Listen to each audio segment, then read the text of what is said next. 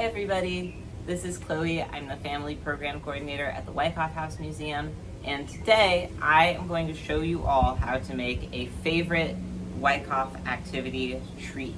If you have ever visited us as part of a school group, you might have done this already. I'm going to show you how to do it at home, take it to the next level. We are churning our own homemade butter from scratch, and it's really easy. All you need is a jar, like a mason jar is good. This one is an old pasta sauce jar. As long as it has a tight lid, that's all you need. You're going to want some paper towels, and then I have a little square of parchment paper, and that's to wrap up my butter. You don't need that. I would say if you have saran wrap, that would probably be fine too. You're going to need heavy whipping cream, most important, salt, a strainer like this, and a bowl to strain into. Then I'm going to add some herbs. So I dried this rosemary, and I did that by just hanging it in a dry place out of the sun for about a week. I also have some fresh herbs. I have fresh thyme. I was also going to try this with orange zest, but I forgot to buy an orange. So let's get started, and we can experiment with our own butter flavors. But first, let me show you how to do the churning. So you're going to take your whipping cream straight out of the fridge. Give it a shake before you pour it, just so that it's evenly distributed. Make sure that your jar is completely clean and completely dry before you get started, right? If there's water in here, it will interfere with the ability of the cream to clump up. So I'm just going to give mine a quick wipe.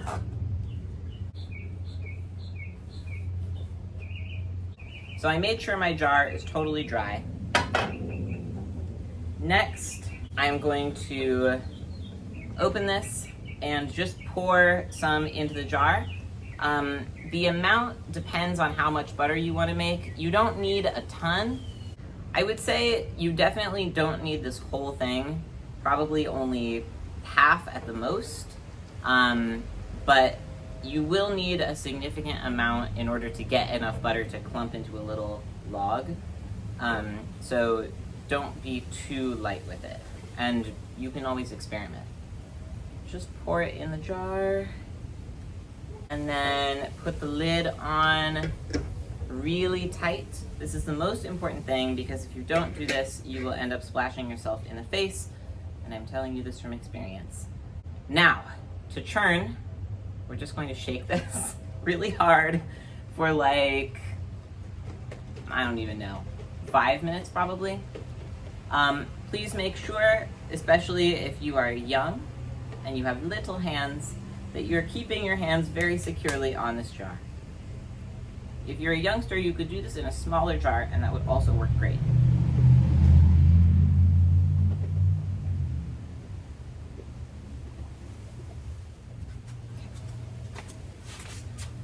Whew, okay, so I'm not sure how well you will be able to hear this, but I've been shaking for probably a couple minutes, and I stopped being able to hear the heavy cream sloshing around in there.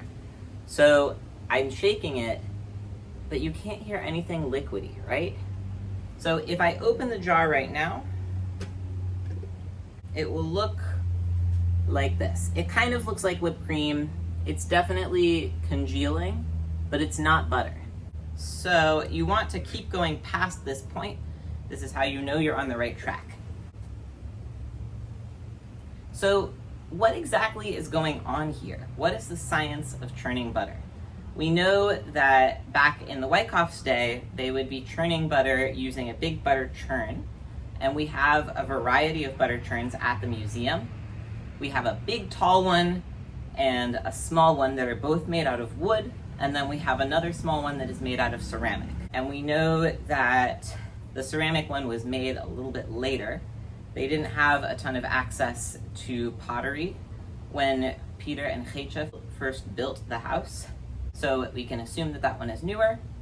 But either way, the churn looks the same. It's kind of like an early version of a stand mixer, right? So It's a big vat, and it has a lid with a hole in the top for a stick to go through, and the stick has like a kind of plus sign shape on the bottom attached, so that when you go like this, it kind of agitates in the same way that the whisk on a mixer would. And I assume that you could also do this in a mixer if you have one. But it's more fun, and it's probably better for you to do it the old-fashioned way. Just keep shaking it, and eventually, oh, it just happened. Okay. Can you hear it? So we just shook this thing until it congealed, right? And it stopped sloshing around, and we couldn't hear anything. And now you can hear it, and you can also see something. So remember how this was all white before, and the cream had coated the inside of the jar? Now you can see that there's some liquid sloshing around in there, and there's also something else. It's kind of hard to see, but can you see that lump in there? That is our butter. So I think that means we're done. I'm gonna open it and check. Oh, perfect. Oh, this looks really good. Okay. There is a big hunk of butter sloshing around in the liquid, and the liquid is buttermilk. So now it's time to strain. So I'm gonna take my strainer, put it in the bowl, and then pour this out. And that's the buttermilk. And plunk. So this in here is our completed lump of butter. So what exactly just happened? We had whipping cream, which is milk, dairy milk with a high amount of fat in it. And when you agitate this, the fat sticks to the other fat. So what we've effectively done is, by shaking it, we've separated out the fat from the liquid. So the liquid is the buttermilk, which is now here in this bowl, and that is what makes the butter spoil. If you want to eat your butter fresh out of the strainer like this, you can. You can just take a butter knife and dig in. But if you want to take things to the next level and make your butter flavored, and or if you want your butter to stay good for longer, the buttermilk that is in these kind of nooks and crannies right now is going to make your butter spoil. So the fat stays good, but the liquidy stuff goes bad. So in order to salvage our butter and make it into the butter shape that we know so well, what you want to do is rinse it, and you're actually going to rinse the buttermilk off. So I am just going to use water. I have water in a bottle that's a little bit cold, so I'm just going to do that. So I'm going to just gently pour this water onto my butter and rinse it off.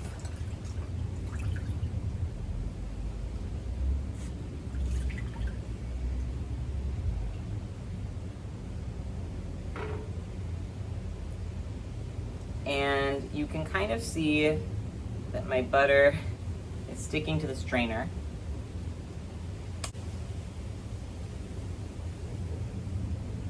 So I'm going to kind of try to roll it around and then rinse again. And roll and rinse. And roll, rinse. There's probably a better way to do this, but I haven't figured it out yet. Roll, rinse.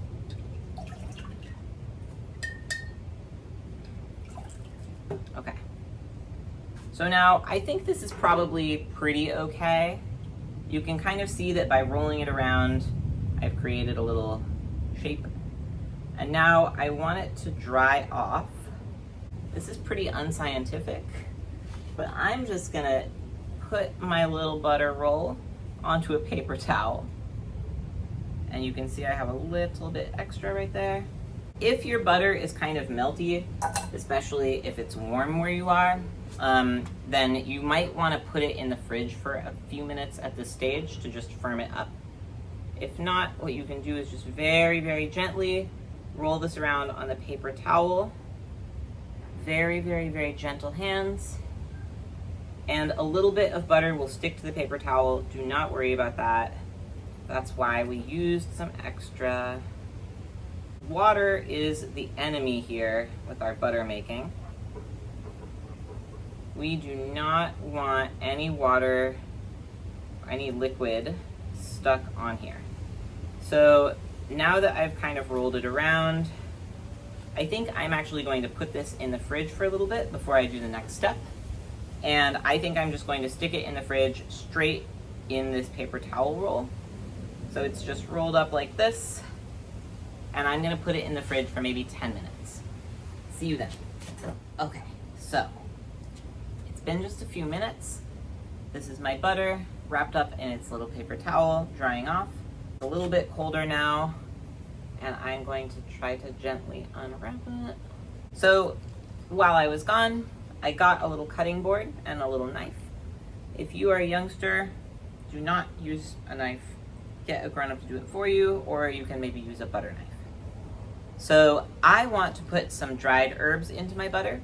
And again, the reason why I dry them is because we don't want that moisture, right? We don't want the buttermilk, we don't want the water, we only want the fat and salt, and the herbs with no moisture in them will stay good for longer in the butter, right? So if you have fresh herbs and you want to mix it in, that is okay. Just be aware that it will make the butter go bad sooner. And the dried herbs should make it last longer because there's no water in them that's going to make the butter go bad. Make sense? So what I'm doing now is I am grabbing these, and to dry these, I hung them up. You can see they're tied together at the top. So I just hung this in my kitchen out of the sunlight. Hang them in a place that is not very humid, because the humidity, again, water and moisture, the humidity could enable mold or mildewy, gross things to grow on them while they're drying, and that is not so good. So I have my butter over here. I'm just going to chop up my herbs and make them small. This is rosemary, and then I also have some thyme that is fresh. So I tried to dry my herbs in the oven, and it did not work. All of my thyme turned brown. I guess you could say I ran out of time. Anyway, it didn't work. So if you have one of those fancy dehydrator thingies and you know how to dry things in that, use that. Otherwise, just do it the way that Peter and Chicha and their household would have done it. It's worked for thousands of years. It'll work for you, I promise. I have my rosemary kind of scrumpled up smaller. It smells pretty tasty. And the main ingredient here, the herb situation actually doesn't matter that much. What really matters is the salt. So salt is a preservative, and I cannot emphasize enough how important salt was to people back in the Wyckoff's day. You might have heard of salt beef or salt fish. A lot of these things we still eat, right? We still eat jerky.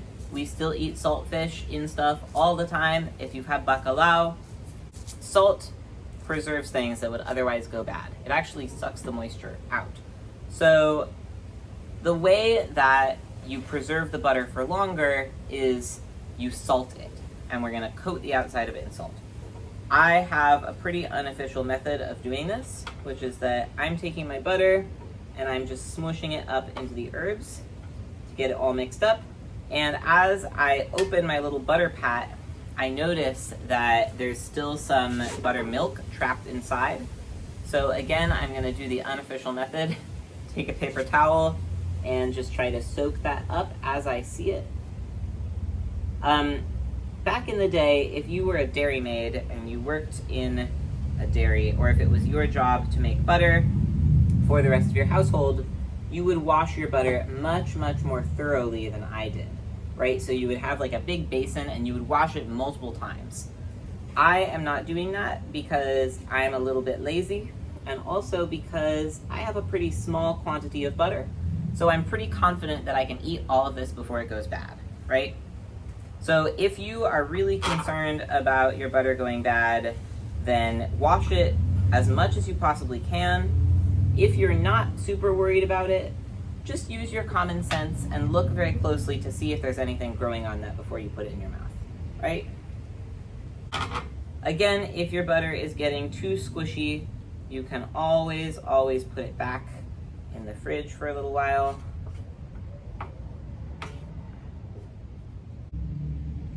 And I'm gonna hold this up so that you can kind of see what that buttermilk looks like.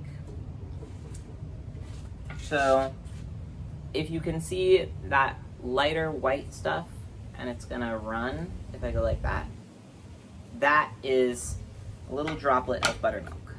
You would actually wanna save this buttermilk because it's a good ingredient. I don't know what you would use it for other than pancakes, but pancakes is good enough for me.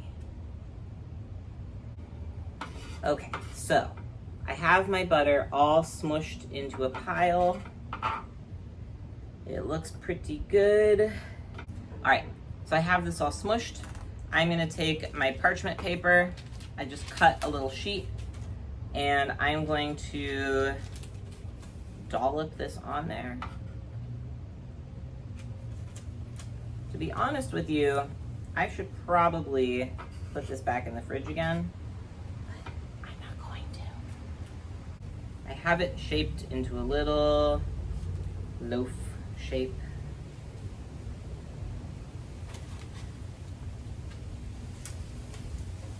And I'm going to very liberally coat this thing with salt. And I want to make sure that I get salt on all the surfaces. So I'm just going to salt it, what's showing now, and then I'm going to kind of roll it. And that will also help the shape, right? Roll, roll, roll. Salt. And again, if you don't like salted butter, that's totally fine. You don't have to put salt on this. When we make butter with school groups, we just eat it straight out of the strainer, and we just eat it with salted crackers. And that gives it a little bit of flavor. In my opinion, this is much more flavorful than store-bought butter. I feel like you can really taste the fresh cream. So salt it to taste. Just be aware that that might make it not stay good for as long. So now that I have it in a little roll on my parchment paper, I'm just going to roll it up like a little package and send it on its way back to the fridge. I'm going to put it in like this, and it's going to kind of harden up, and then I'm going to slice it like a little log. So that's it. That is really how you make butter. So butter was a really, really important part of life on the Wyckoff farm back in the day. It was a very important job. It's actually really hard to overstate just how much stuff has butter in it, as you probably know, especially if you have an allergy. And if you look back at historic recipes from the Wyckoff family or just from that era, you really see this is an important job. It takes a lot of skill. And not only does it take a lot of practice to keep the butter from spoiling, you really would need to be paying attention, because if you have a cow that produces milk every day and you can't use up all that milk, you need to be putting that into butter to store it for longer, right?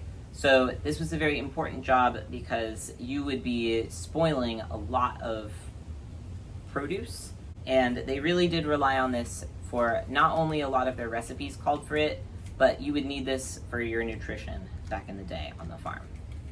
So I hope that you enjoyed learning how to make home churned butter Wyckoff style. Let us know what you think. If anybody in your family makes their own butter and you have any tips, let us know. Experiment with your own flavor combinations. If you have any kind of like spice mixes, you can put that in there. So get creative, let us know what you thought. And thank you guys so much for watching. Enjoy, and we'll see you next time.